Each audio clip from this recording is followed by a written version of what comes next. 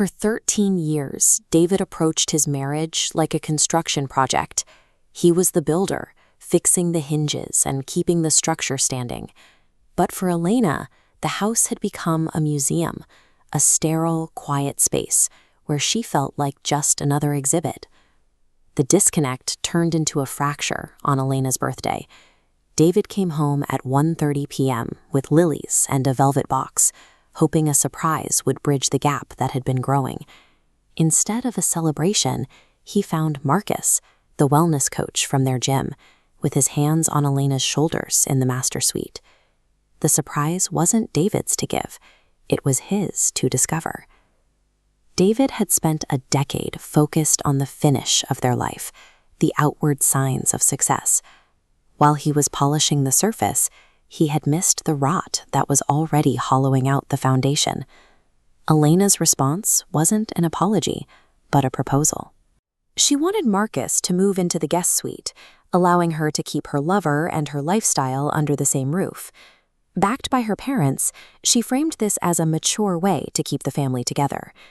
She argued that a divorce would destroy David's reputation and uproot the children, while her plan protected the status quo. When David refused to turn his home into a shared residence with her lover, Elena changed tactics.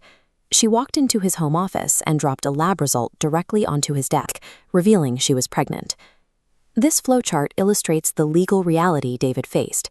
The law automatically presumes the husband is the father of any child born during the marriage.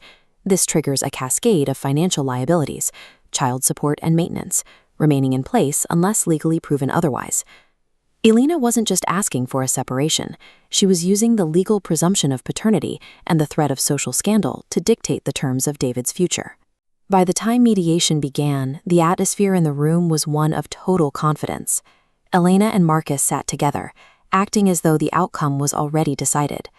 Elena's lawyer presented a list of demands that would effectively strip David of his life's work: sole possession of the house, massive share of business equity, and support for 4 children. She used the pregnancy as her primary point of leverage. Since David was the legal father on paper, she used the child's future to demand a total surrender of his assets, betting he wouldn't risk the fallout of a fight. The strategy assumed David would value his public image and desire to see his children more than his own financial survival. But the dynamic shifted the moment David's sister, Sarah, opened her tablet. She wasn't looking at the emotions of the marriage. She was looking at the math. This visualization tracks capital flowing from David's business. It shows $200,000 funneling into a shell company registered to Marcus. Looking closer, the facade disappears. Marcus had a record of fraud convictions. The funds were already gone, leaving accounts at zero. Then came the DNA evidence.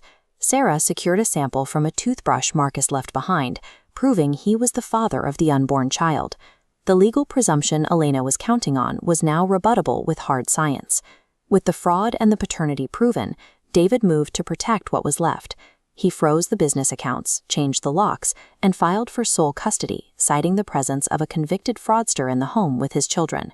The leverage Elena had spent a year building evaporated. Without the money she had stolen or the legal shield of David's presumed paternity, her position collapsed under the weight of the evidence. 6 months later, David was back in his element.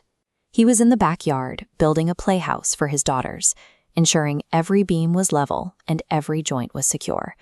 He was joined by Maya, the auditor who had helped uncover the $200,000 paper trail. What started as a forensic investigation had turned into a genuine partnership. For the first time in over a decade, David's home life didn't feel like a performance or a negotiation. With Maya, there were no hidden arrangements, just a relationship built on the same honesty he put into his work.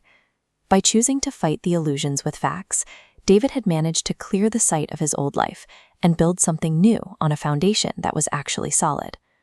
Across town, Elena's world had shrunk to a cramped apartment with peeling wallpaper and an eviction notice on the door. The luxury she had tried to secure was gone. Marcus remained on the sofa, still claiming he was an idea man who didn't do jobs, even as the baby cried and the bills piled up. He was exactly who the audit said he was, a parasite with no plan. Elena looked at her reflection in a cracked mirror and realized she had no more moves left. She was tethered to a man who couldn't provide, having traded a builder for a fraud. The high price she tried to extract from David had eventually been redirected. In the end, the architect of the betrayal